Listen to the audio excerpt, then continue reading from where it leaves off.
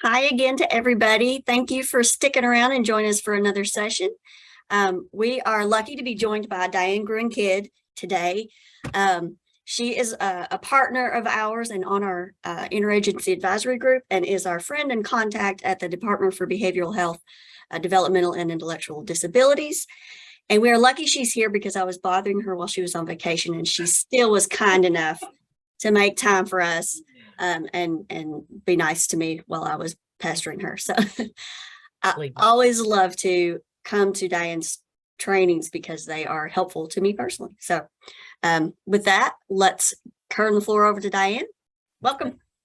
Thanks, Katie. And I want to say one of the things I almost put in a slide this morning that said, I appreciate your grace and patience in advance because literally this is my first day back in the office and in almost a month, I was gone for most of July. So thanks in advance to everybody for their patience while I'm working my way through whatever technological challenges we might have this morning. Like already I got out my clicker because I couldn't figure out how to move my slides to the screen in front of me. So, and nobody wants to look at my profile for the next hour. So we're just going to wing it and go with it. A couple of things that I wanted to make sure to let everybody know ahead of time. Please, please, please, if you have questions while we're going along, use the raise your hand feature so that I'll know that you have a question. And I'm afraid our group is probably a little too big to unmute and speak, but please raise your hand and also use those reaction buttons too for anything that you want to highlight or react to in the chat. I love stuff like that. So please, please do that. Also, I will be paying attention to the chat, so questions can be put in there as well. So a little bit about me. Naturally, now it doesn't work. Are you kidding me right now? Okay. Maybe it'll work if I do it manually first. So as Katie said, I'm Diane Gruen-Kidd. I'm from the Department for Behavioral Health, Developmental, and Intellectual Disabilities. I'm really excited to be here today because I love sharing this information with people. It's made a big difference for me as well, and I think it'll make a big difference for you too. A little bit about me that you won't see in my bio. I use she, her pronouns. Also, you can see on these pictures, a big sports fan, and I have a goal to visit in every NFL stadium. Go Cowboys. I know you see Bucs stuff behind me. That's because I'm partnered with someone who is a Bucs fan, and this was the only desk in the house. I also like to travel. As you could tell from what I said earlier, I was gone for a lot of July visiting nieces and nephews, sisters and brothers. That was a lot of fun. And I also want to highlight that down here in the corner, you see my dog Cowboy, who is on the floor next to me. If you've been in any meetings or presentations with me before, you will know that it is very possible that at some point today you will hear him yawning or scratching the floor or snoring. Hopefully we'll limit ourselves to those noises and nothing else, but he is on the floor right next to me. So just giving you a fair warning on that one. Now, here's one of the things that I like to share at the beginning. I have fallen in love with this. Thanks, Judy Vanderhaar at KDE for showing me this. In the chat, please look at this chart. Give me 1 to 3 words, how you're feeling right now this morning off this chart, please, in the chat. 1 to 3 words about how you're feeling this morning. I'm over here in the excited, motivated area myself, but I want to see where everybody else is. Don't be shy. Grateful, calm, secure, pleasant, tired, motivate. Yes. Optimistic. Super. Happy, motivate. Yes. Good. I'm glad people are comfortable and happy. And, all right. Ease, tranquil. Okay. Restful. Yeah. Sleepy. All right. I can acknowledge that. Grateful. Yes. Optimistic and happy. All right. Thanks. Thanks for doing that. One of the reasons that I always ask people, God, y'all are going to see my profile. Golly. I need a teenager to come help me. So one of the reasons that we want to put that in there is for 2 things. One, to sort of gauge the group, right? So we see that there are a lot of people here today who are happy, who are motivated. I saw that quite a bit, grateful. But we also have some people who are running a little bit tired, maybe a little farther on that end of the spectrum. And I think it's important to notice here that we don't have, these aren't labeled as good or bad, right? They're on a spectrum from pleasant to less pleasant, high to low energy. So it takes away some of those value judgments that we put on feelings and really objectifies them a little bit more. And so that one of the reasons that I want to bring this is not just for this group, but also as you're going back to classrooms or school settings to help gauge where you are in your group during certain times of the day. So you can have students identify this, like pull that up when it seems like things are going on in the classroom, get an idea of where that is.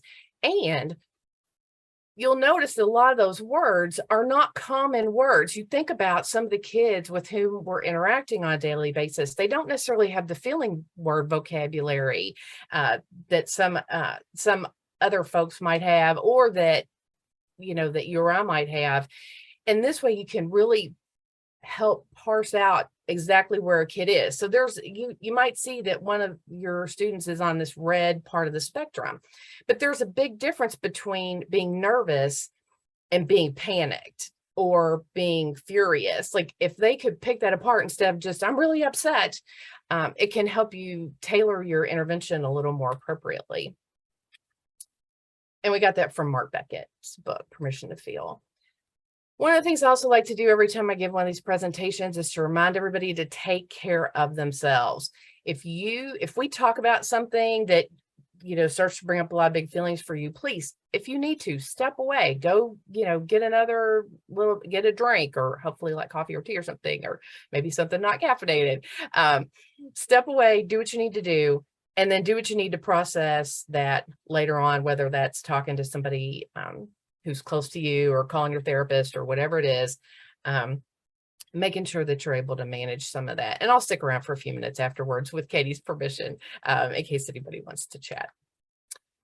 A couple of things, I put this in when I was meeting with a smaller group of KEXAC folks earlier, that we need to think about these things as how we do business. Like these are the systems that need to be implanted into our entire school setting. So, and in our work setting as well, for those of us who might be community partners or whatever. And then when we do that, when something bad does happen, like there's a big horrible flood, or there's a tornado, or there's a violent incident, the systems are already in place. So we're not having to worry about building things in. It's already there. It's not something that we have to come up with new after something difficult has happened. Also, you don't need to know someone's experience to be able to help them. I don't need to know all the terrible things that this kid in my classroom went through. I just need to be able to relate to them in an empathetic way. So knowing the details isn't as important as being there and building the relationship. We do have to have universal responses. I always use the example of, for those of us who maybe are a little bit older, and remember when we started using gloves whenever a kid had an injury, right? It used to be that you had a kid fall on the playground or outside or cut themselves or whatever, and you just grabbed Band-Aids and gauze and you bandaged it up. And now we would never do that without putting on gloves first. And we don't even think about it anymore. But that didn't used to be the way we did things. So that's the universal precautions approach. We want to look at having trauma informed and resilience building systems as just part of how we do business. And also getting away, and I don't think I hear this as often as I used to, but getting away from bad kids or bad people concept and more thinking about the behavior that we see as a response to something, that there's something that's going on that's bringing up these behaviors that we see in front of us, and thinking about things a little bit more that way than just a bad person. One of the big things for this group, and one of the things that I've really been trying to push lately, and that our department is trying to push, is that the well-being of our staff is key to all of this. I don't know about other people who fly, but when there's rough air, I always look at the flight attendant. And if the flight attendant is sitting there still reading his book, or, you know, just chilling, looking at a magazine, then I feel more calm. And so that's the same thing in the classroom, or in any setting in which you're interacting with the public. And some of the concepts that we want to keep in mind: healing happens in relationships. When thinking about a kid in your program, when a kid is activated and starting to have trouble, do you send the staff person that they don't get along with very well? No. You send the staff person that they already have a relationship with, who the kid already trusts. Like, that's going to bring your best outcome. And it's like that with everything. That's where the healing happens, not necessarily with just random people. There is a need for physical and psychological safety. I think I started some stuff in one of the trainings where we were talking about seclusion and restraint, and that has a lot of baggage associated with it. And so thinking about what are the things that we are doing in our facility or in our program, and how do we navigate those things to make sure that people feel safe physically and also safe psychologically. That we need to be very mindful about equity challenges and how those are going to impact the behavior that we see from our students. We know from our data that Black kids are disproportionately overrepresented in our justice system, and not necessarily as represented in our staffing. And so that's a consideration that we all need to be talking about in our programs as well. One of the things that has been really key for me is understanding how the brain and body work together. We're going to watch a video here in a little bit about the brain's response to stimuli that I think will be really interesting for y'all, that I absolutely love. So I just feel the need to share it. But I think that those kinds of things are really important when we frame how we respond to things. And we want to make sure that we're empowering students and staff, because that's how we build skill. And that's also how we help build physical and psychological safety, is when people have more say over their environment. So Bruce Perry, everybody loves Bruce Perry, right? Says regulate, then relate, then reason. So we first need to help kids bring it down. Then we connect with them. And then we can start to do that higher level thinking and skill building that they're not going to be able to do when they're dysregulated. And honestly, I say kids and students a lot, but this is for everybody. This is for our fellow staff people as well. When we watch this video, I'm even with my own coworkers in the Department for Behavioral Health, where we know all of these things, we still need to be aware of when we're dysregulated, and sometimes we're just not. We're not. Let's talk a little bit about trauma. I want to try to run through this relatively quickly. I think a lot of people have learned a lot about this in recent years, but there are some things that I think are important to keep in mind. We use the 3E definition of trauma. So there's an event that is very threatening to life or the person's bodily integrity. It's experienced in a way that's unique to that person, and it has an effect on them that can be long lasting. So I'm going to use Katie as an example because I know her. So Katie and I might be riding down the road together in a car. We might have an accident, hopefully not. But we could have an accident and experience that very differently. It's the same accident, but I thought, oh my God, I'm going to die. Now I can't get in a car again. Katie's like, I used to drive race cars for a living. Like, that was nothing. That was a fender bender. I'm on to the next thing. So we can have the same event, but experience it differently and have different effects. So for me, it would be traumatic, and for Katie, it wouldn't. And that doesn't make it right or wrong. It just means that we experience that differently. One of the other things to keep in mind here when we think about, especially when we think about some of our community partners, we think about, for example, DCBS workers who are exposed to a lot of terrible stories from other people. You don't have to experience the event directly in order for it to have an impact on you. This also is the case, and I saw this really at the beginning of the pandemic with a lot of our education partners, that I'm not sure that everybody was prepared for some of the things they saw in homes during virtual instruction. And so things that I was really accustomed to as a social worker and going on home visits for 20 years, that was a big thing for teachers, that they saw things and it was very disturbing to them.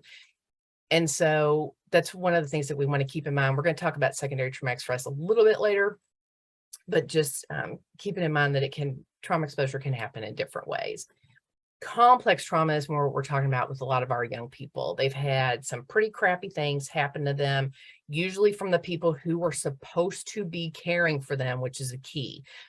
If the person who's supposed to be caring for you mistreats you, it really messes with how you interact with other people, which is why we see kids that if we grew up in an environment where our needs were met, and then we treat other people in the same way, we don't understand why they're giving us back something that doesn't make sense to us. Like, hey, I was nice to this person. Hey, I made sure they had all their supplies. Why are they treating me like crap?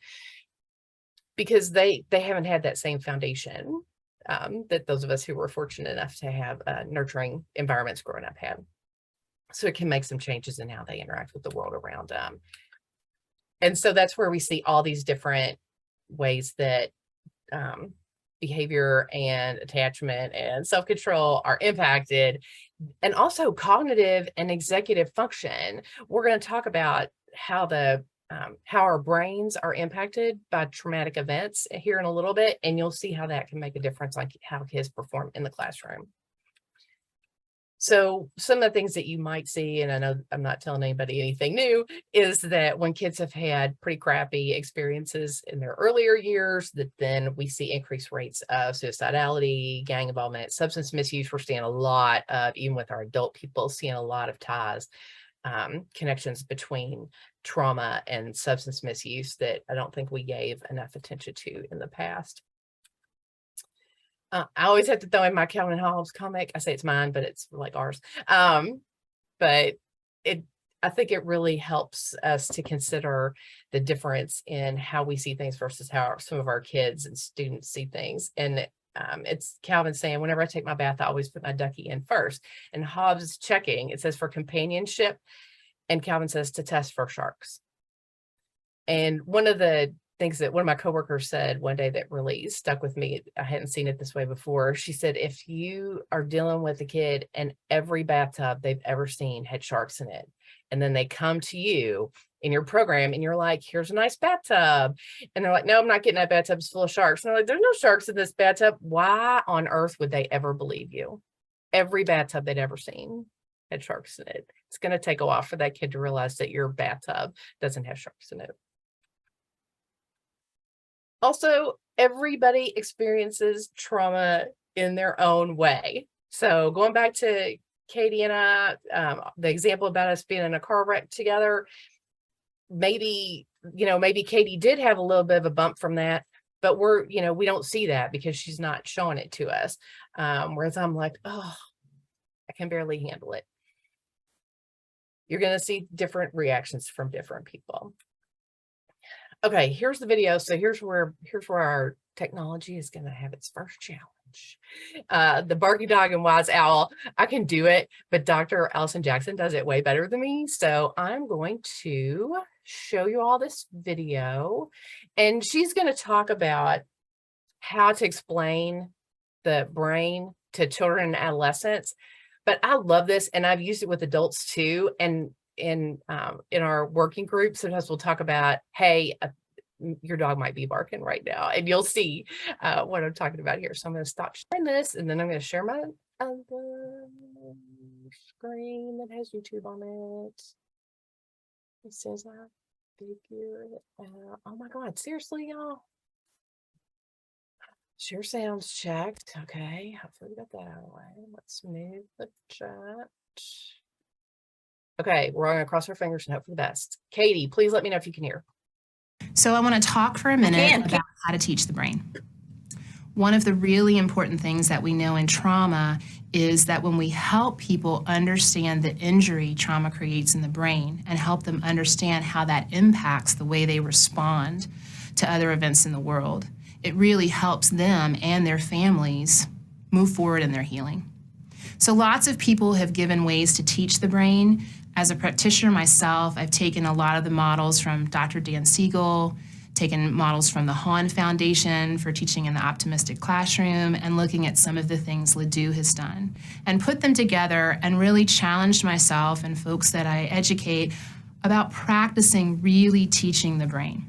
So when I explain this to teenagers, I start with the hand model, okay? And I start by explaining that we're going to talk about the downstairs brain and the upstairs brain that everyone has.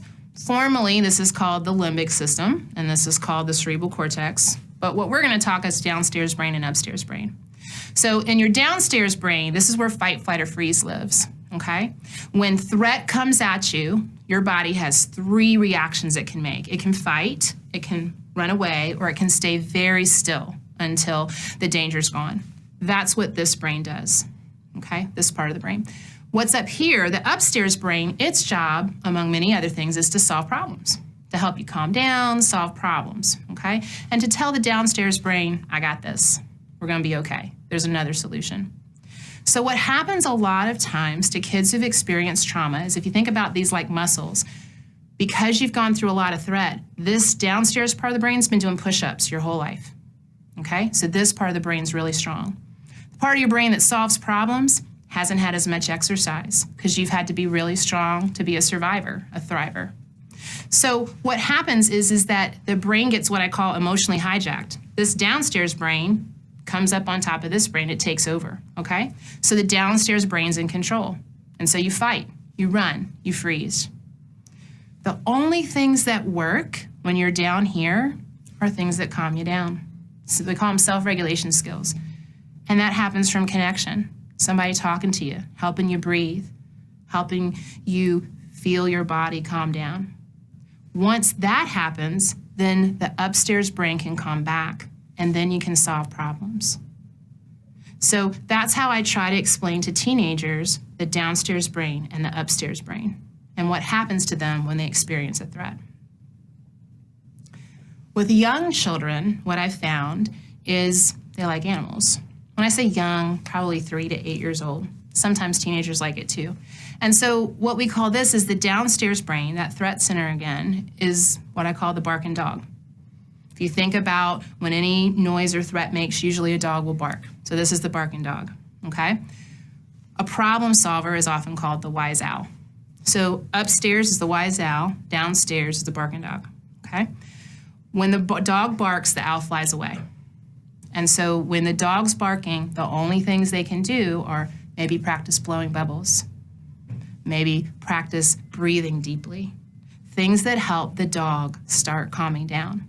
And that's where you build their self-care strategies. They practice lots of different things to help the dog stop barking. The first skill being recognizing when their dog barks. Once they learn how to calm the barking dog, then the owl flies back, and then they can come up with solutions. And again, they're trying to get this muscle stronger. The problem for most people who are intervening, if you're talking to a family, most parents are going to naturally start with redirection and consequences for negative behavior. That's the first place they go. They're shaking fingers and telling somebody, stop that, you need to do this. That's an upstairs brain intervention, while most children who've experienced trauma are downstairs. So the term Siegel uses is you connect, then you redirect. The only thing that will calm a barking dog or the downstairs brain is helping that child calm down. And only then, once you teach the child to calm down, can you engage the part of the brain that solves problems and actually come up with solutions for better behavior choices. And that's why it's important to respond to the need, respond to the safety needs that get kicked up by threat, and not just react to the behavior that happens. All right. Love that video. Any comments or questions about that? Feel free to pop those in the chat or raise your hand.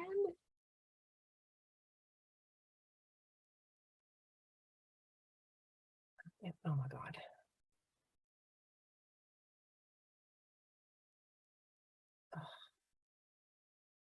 Okay, that's gonna drive me nuts. I love that video. Yeah, Beth. It's I just usually end up doing a search for Barking Dog Wise Owl if I don't have the link handy, and it's a Vimeo. She's from Georgetown University, I think. So, but you can see how it's a great way to explain to the young people in your classroom too what's going on, because a lot of times they don't know what's going on either. And also to our coworkers. Oh crap. Okay, what am I doing? Y'all, I asked for grace and patience, and I'm absolutely testing that right now. Here's what I think is really important for us to consider when, especially in classrooms, but also just in our everyday interactions with people, is the amount of brain energy that's being used depending on where the person is. So if somebody is activated and they're, ready to experience some sort of harmful thing as far as their brain's concerned, the bulk of their brain energy is being spent on survival, not on thinking. And so like Dr. Jackson was telling us, you can't go to these upstairs brain activities when somebody's activated. Say, calm down, stop that, do this other thing, because that's not where their brain is. And that's not where the energy is being utilized by their brain and body. All this, I know I keep saying this over and over, and Dr. Jackson said too, healing happens in relationships. Connect, then redirect. Bruce Perry has it's being featured here once again, that the connections are what help people get better. I don't know how many behavioral health people we have on here, like school-based therapists or any of the mental health people, but one of the things that was interesting for me to learn as I was doing therapy myself was that the outcomes are better when people feel more connected to their therapist. So it wasn't necessarily about all the evidence-based practices that I was able to do, although those were helpful and great and really did make a difference for a lot of people. But the bottom line was I could know every evidence-based practice in the world. And if my kids didn't like me, it wouldn't matter how good I was. It wouldn't matter how good of a cognitive behavioral therapist I was, or how well I did EMDR or any of those things. If they didn't like me, they weren't going to get better in the same way. Like we figured that out. So, and it's like that in a lot of settings, even as we interact with people on a daily basis, we just do better with people with whom we feel a connection. But also, I don't want people to lose hope. We know that most of the kids with whom we're partnering have had some kind of bad crap happen to them, right? And it's, oh, this is terrible. It's messed their brain up. But brains can get better. We can do better. We can learn new things. We can make those connections in the brain when we're given the opportunity to build our resilience and learn new strategies. I want to throw this in. We talk a lot about adverse childhood experiences, and that was a great study, and I'm a huge fan, a big nerd about it, and love talking about it. I'm not going to talk about it today because I want to focus on this new research that's come out. Christina Bethel and her team up at Johns Hopkins did a study about positive childhood experiences and came up with these 7 things that they found made for better outcomes, even when people had experienced a lot of adversity. So even if you're familiar with the adverse childhood experiences study, it talks about the health impacts on adults because of things that happened to them in childhood. And they had these 10 that they focused on that were about abuse and neglect and household dysfunction. And what Christina Bethel and her team found is that even when people had experienced a lot of adversity as children, if they had these positive experiences, it made for better outcomes, even in the face of adversity. So when we look at the things that we can do in school and community, not even counting in our own homes, even in school and community, trying to build these positive experiences, our kids will have better outcomes as a result of that. So what is resilience? Let's focus on that for a minute. The the APA defines it as the process of adapting well in the face of adversity, trauma, tragedy, threats, or significant sources of stress. Sound familiar? I think that we all know that many of our kids have experienced a lot of these things. And so helping them adapt, and the fact, let's be honest, we work with kids and adults who have had pretty horrific things happen in their life, and they're still here. So that shows us that they're resilient in some ways already, and we can help them build those resilience skills so that they're even more successful as they go on through their lives. So we want to make sure that everybody has the supports in place to be able to help them, but they have to be meaningful supports. It can't just be, oh, we threw some cool SEL things out and hope they pick them up. It's really about making sure that we're building those systems that promote resilience, not just in our schools, but also in our communities. And if we had hours and hours, there are some really cool videos from the Center on the Developing Child at Harvard that I think are really good at highlighting those. And if you're interested, I can always send you links later. Just email me. Really, okay, sorry. I laugh at this slide because it started out as a pie thing, and then it had typos in it. And every time I tried to change them, I made a bigger mess of it. So I just did away with the pie thing and made them little squares because it's easier. So resilience allows people to do these things. And one of the big ones, honestly, down here at the bottom, taking responsibility for actions. Raise your hand using the chat feature or the response feature. Raise your hand if you ever had a kid who right in front of you did something and then did not take responsibility for it. Raise your hand. Just show of hands. How many people have had that happen? Like, I just saw you do that. And they're like, what me? What me? Don't know what you're talking about. Yeah. I think that's pretty common all the time. Absolutely, Chris. That's one of the things that we see a lot with our young people, and also there are other adults too who do that. Thank you so much for putting those in there. So that's one of the ones that's like an obvious one that we see all the time. But then these other things too, the difficulty when there's the least little bit of adversity that they just fold, and so that's another one of those things that when we go through and look at some of the behavior that we see, that's we can relate some of that back, and so when we do the things that build resilience, it'll help cut down on some of that stuff too. Being able to accept change. Oh, y'all, I know you're looking at this list saying, okay, that I've seen kids with this one, and this one, and this one, and this one. When we help them build resilience, we're going to see improvements in these areas. So what are some of the things you're supposed to do to help with that, Diane? Here are some examples. We have put this, I say we, the APA put some things into these 4 big buckets, and then we used it. So their big buckets are connection, wellness, healthy thinking, and meaning.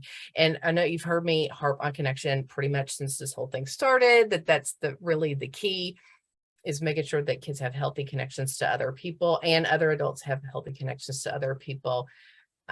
But also making sure that we take care of ourselves.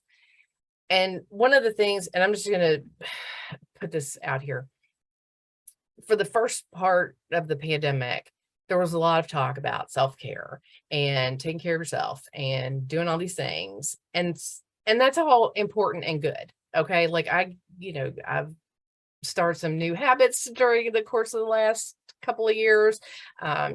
Like making sure that I get in exercise every day, that I'm careful about what I'm eating. I'm trying to do more mindfulness activities. That one's been hit or miss, but not integrated all the time. And those things are all important. But here's the thing. I can do all of those things every day. But if I continue to work in an environment that is harmful and not resilience building or nurturing or trauma informed, that's not really all that helpful, right? All the kale and yoga in the world is not going to help me get past a toxic workplace. So, and I 100%, I'm so grateful for the workplace that I have. It's very, very helpful and wonderful, and I have great coworkers, and I'm very lucky to be in a great position. But one of the things that we have tried to emphasize at the department is to also put some of that responsibility back on employers. And so when we go through some of these strategies to manage secondary traumatic stress later, keep in mind that these are workplace strategies. So while you can continue to do all the things for yourself to build your own resilience, and I absolutely applaud that, and I think it's great and very important, we also want our employers, our districts, our community mental health centers, the departments in which we work to also take responsibility for making our workplaces more resilience building. So we'll talk about some more of that in a minute. Making sure that we keep our perspective on things. There, like today, I asked for your grace and patience at the beginning. You know why? Because I was 99.9% sure that I was going to mess something up this morning. And you know what? That's okay.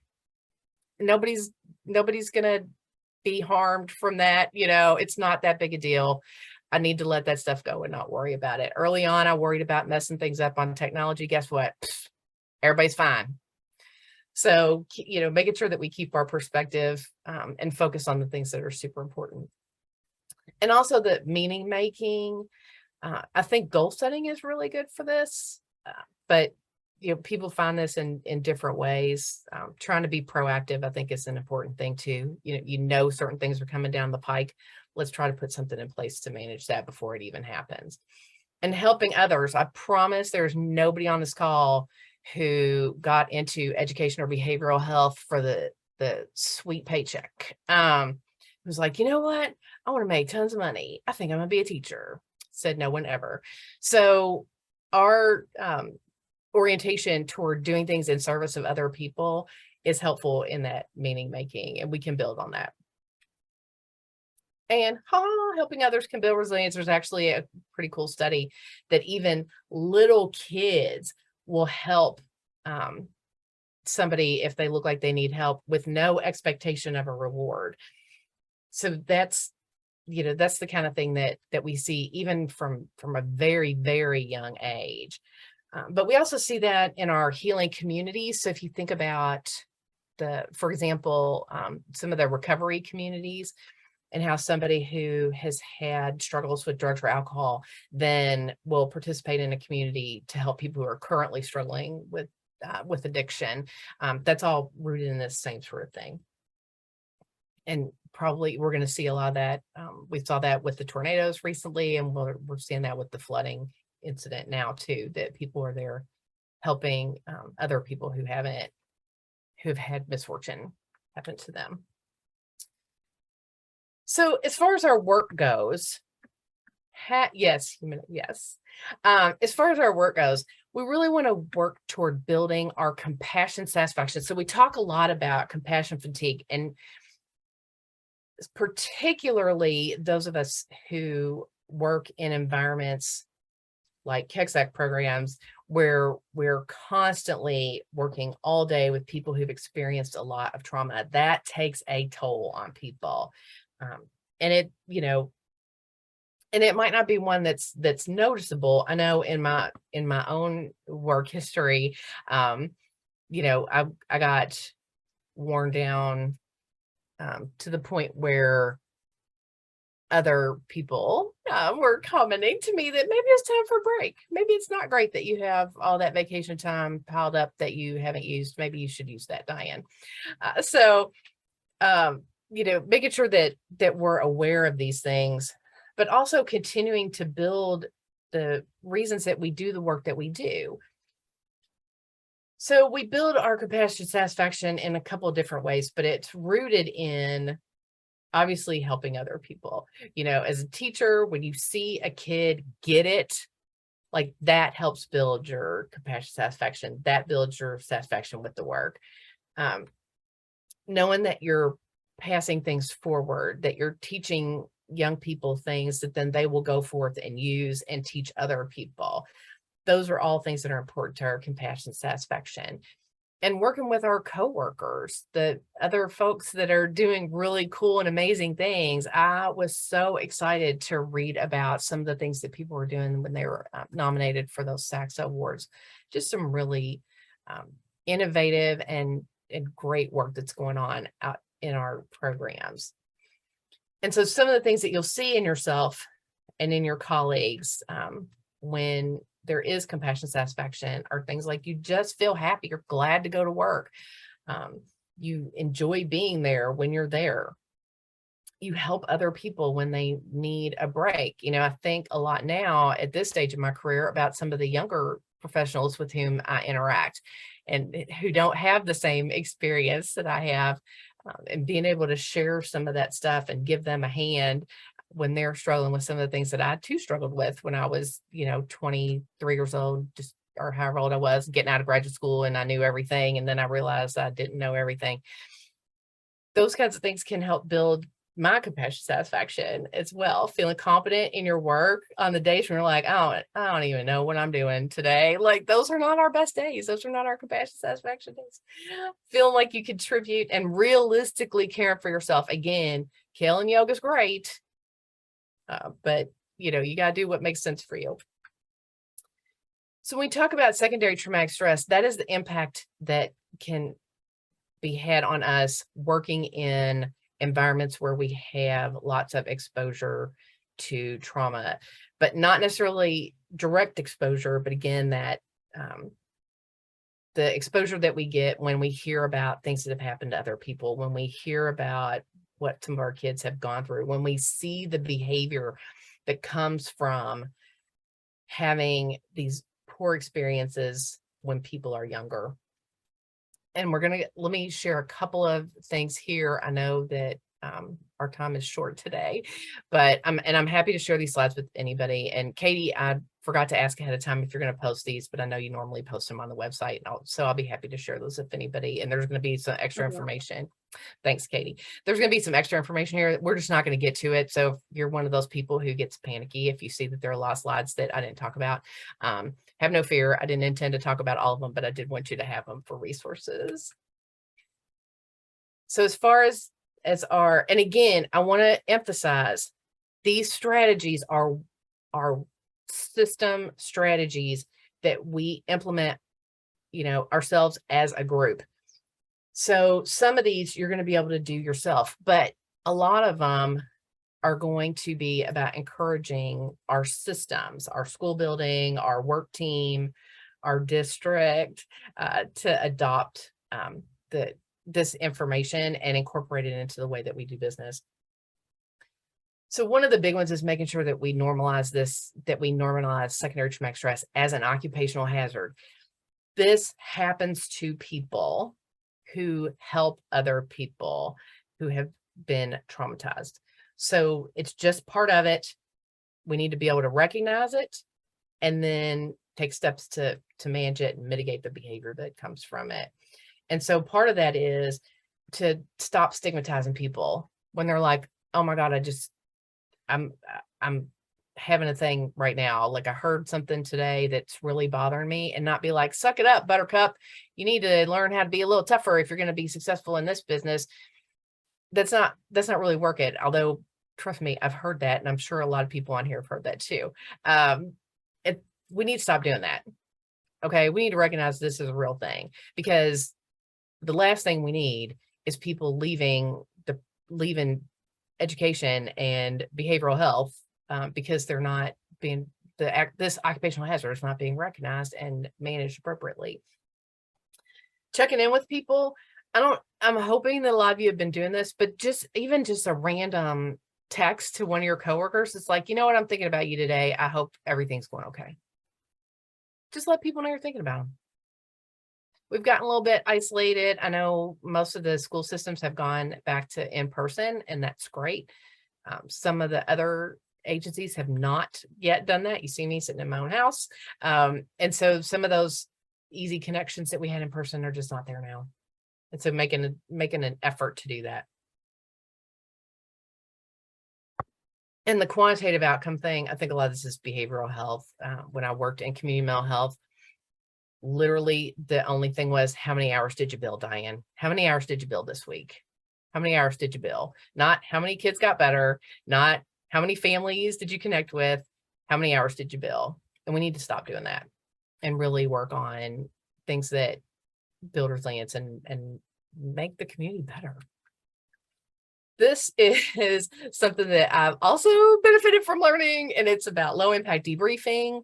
That if I'm having a reaction to something, I don't need to necessarily share the details of that. I just need to share the impact it's having on me. So, for example, I have a kid come in, tells me this terrible, terrible thing that happened to them. Awful. It brings up a response in me. When I go to my coworker and I ask my coworker, hey, I just heard some terrible stuff. Can I talk to you about it? And the coworker says yes, because I need permission for that. Then I don't need to tell the coworker the same terrible thing that just created this reaction in me. It's really not about, I can't fix that thing, right? I can't fix the fact that that kid was mistreated. What I really am trying to fix is the way I feel right now. And so when I go to my coworker and I ask for that help, it needs to be about, you know what, I just heard a terrible thing. I'm sick to my stomach right now and can't even imagine that people do such terrible things to one another. And it's just stressing me out about the whole system and how we need to change our whole entire system, which is a whole very different thing from kid came in, told me this detail, this detail, this detail, this detail of terrible thing. It shifts the entire discussion. So we want to be more mindful about addressing how it's making us feel and not so much about the terrible thing that's already happened that we can't change. Obviously, I'm going to be working with that kid to work through the challenges that come along with that. But for my processing, it's about how that is making me feel and what I need to do with those emotions. And the TEND Academy has lots of information about that. Obviously, we need to find some balance. I don't know how many other people have this, but I think quite a few, that when we all left our schools and offices at the beginning of the pandemic, we started working a lot more because we were doing a pretty poor job of dividing those things out, because before it was really easy because you drove to an office or a school and then you drove back to your house. Really making sure that we have time to play and that we still do work as well. When we build compassion satisfaction, we reduce our compassion fatigue, where we're just tired of hearing about, like, we're just worn out with it. So that's why we want to raise up that compassion satisfaction we talked about before. Here are some other ways you can build that in celebrating successes. And it really is one of those things that you could do with your colleagues in a pretty easy and informal way during staff meetings or during other times where you're just together.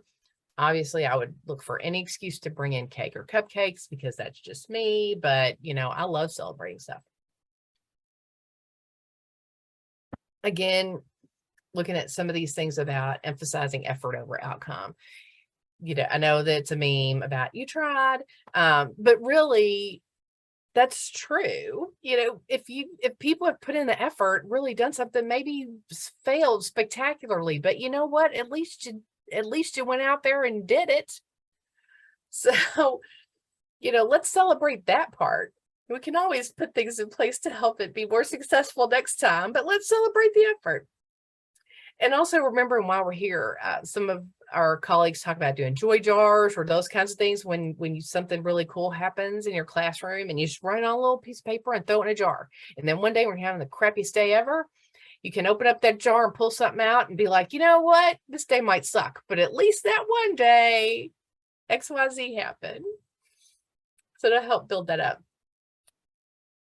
This is the C in these ABCs, I think, is really key and something that can be built up, starting with just a small number of people in a building, really making those connections, like intentionally saying, you know what, we're going to take some time to get together, even if it's just for a few minutes, and connect with one another and share cool things and do that and set that time aside for that.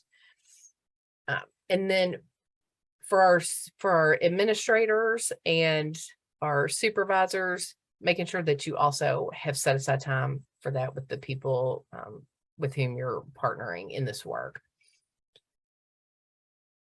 Making sure that staff have a meaningful voice, which is let them tell you what could go better and then work to implement some of that stuff. Now, obviously, we're not going to be able to put an ice cream machine in every program or whatever, but maybe once a month, you bring in a couple of gallons of ice cream and you just have some ice cream, like you could say, and you took that right from what the staff asked you to do and made it workable.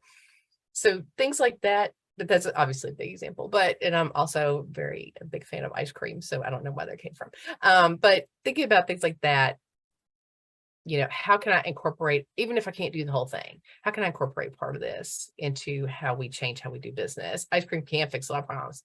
Yeah. Like I said, big fan of ice cream. Also making sure this is like the teeniest little bit of information about secondary traumatic stress and some of the things to help mitigate that.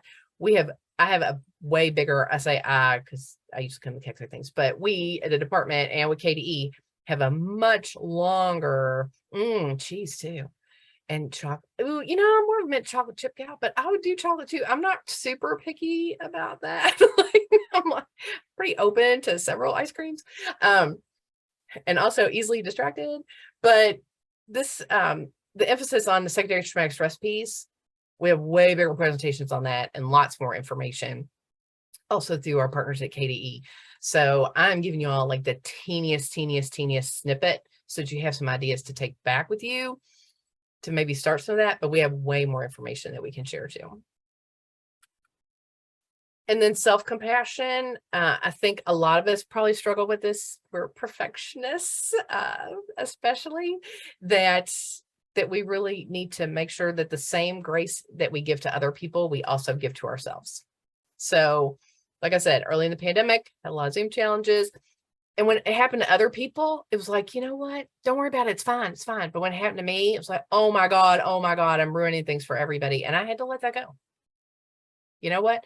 If it wasn't a problem for me listening to somebody else's presentation, then it probably wasn't a problem for everybody else listening to me. So being able to let these things go. Yes, the notebook pass. I've heard of that too. Thanks, Alana, for sharing that in the chat. I hope I said your name right.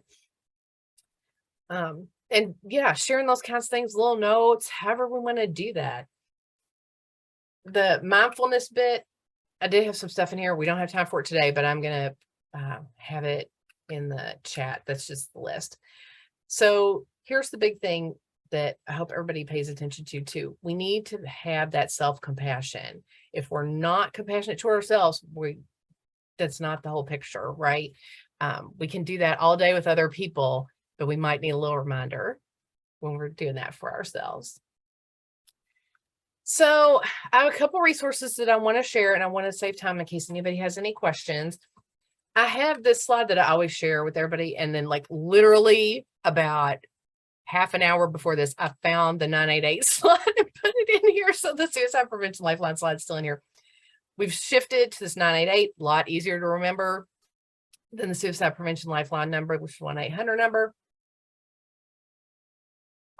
Also, this number is to address suicide crisis, but also other mental health crises. So it's more of a one-stop shop. It's in its infancy, like it's just getting started, but Kentucky has been doing a lot of work behind the scenes for like 3 years trying to get ready for this thing. But it'll be way easier for people to recognize and remember than the suicide prevention lifeline number that was a little bit longer. However, the suicide prevention lifeline number will still work and still connect you to those resources. But I like to remind everybody about 988. You never know when there might be a mental health or suicide crisis. And so you want to have this number handy.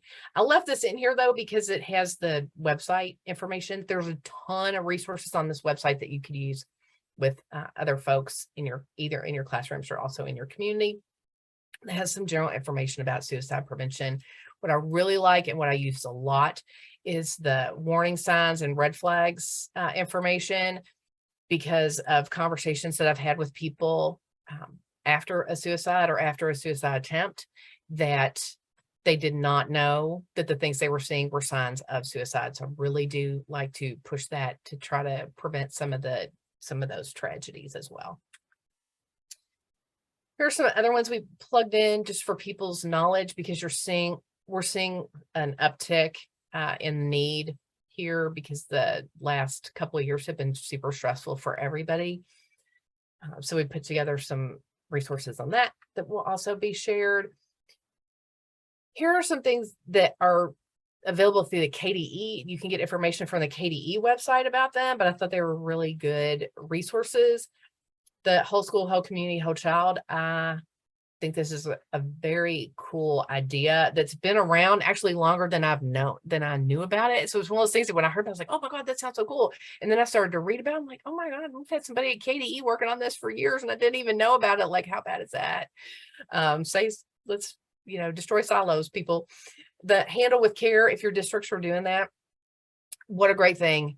Not even that difficult to implement, where it's a partnership with law enforcement and first responders to just inform the school that, one of their kids was involved in something the night before, no details or anything. And all it is just text this Handle with Care or an email, says, hey, this kid might need a little extra care today.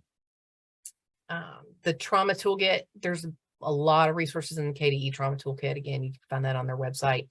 And the multi-tier systems of support is a great way to incorporate some of those PBIS and mental health things into your whole school system. A lot of our programs already have behavioral health interventions tied in, but this is really about that intentional melding of all of that into the school system. Oops. And then these last couple things are some individual. So last year I talked more, or maybe it was the year before, talked more about some of these individual things. And we really want to shift to system level interventions, like what we were talking about with secondary traumatic stress. A lot of that is about cooperative efforts, efforts from the top down, that sort of thing.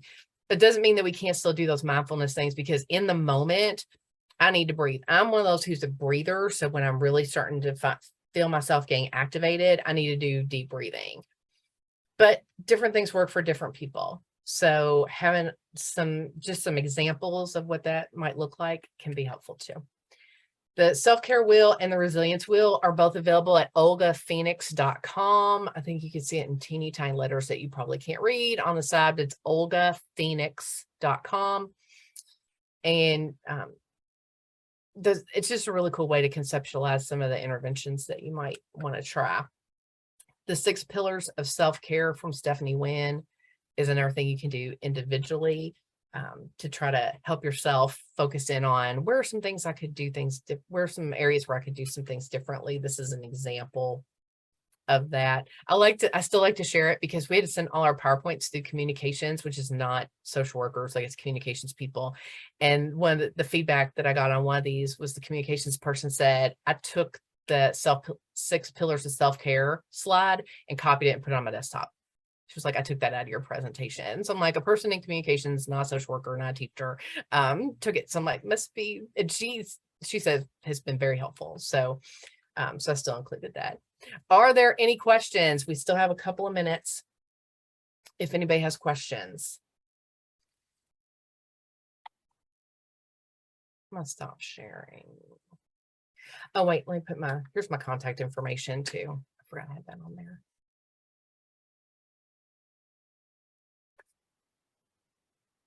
Ask away or put in the chat.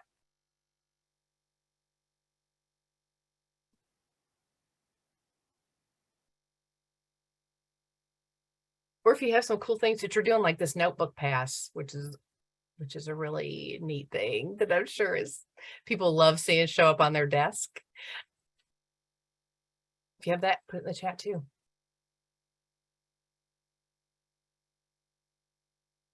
Diane, I've shared your barking dog, wise owl metaphor several times with other people, just in kind of sort of tangentially related sessions. And it's such a good visual for me personally, and other people like it too. I love that one. Mhm. I totally stole that from some of our partners at KDE. I tell them that you came up with it and that it's copyrighted to you. So just so you know. No, Allison Jackson's gonna come after me for doing stuff. All right. Well, everyone, I think Diane usually hangs around for a couple minutes just in case there are any questions, and I will leave this running. But I just wanted to say thank you to everybody for coming. We've got a great turnout, which I always compare all the sessions, and people needed some resilience help today. So we appreciate you providing it. I appreciate everybody's attention today, and thanks for coming. And Katie, if you could like stop recording just in case people had questions that they didn't want to ask on the recording, that would be great too. Yes. Yeah. But I'm happy you all, this is no lie. We have tons more information about this. Okay. You all got like this much of a lot of other stuff. So if there are things that you heard today that you're like, oh my God, I wish Diane had spent more time on this thing or that thing, please let me know, because we have way more information about lots of this stuff. And we're trying to really, when you hear me say we, I'm talking about our team at Behavioral Health, but we're really trying to shift our focus away from talking about trauma so much to then, obviously we want to have some basic knowledge about trauma, but really making the conversation a lot more about the resilience building piece and about managing the stress that comes along with the work that we all do.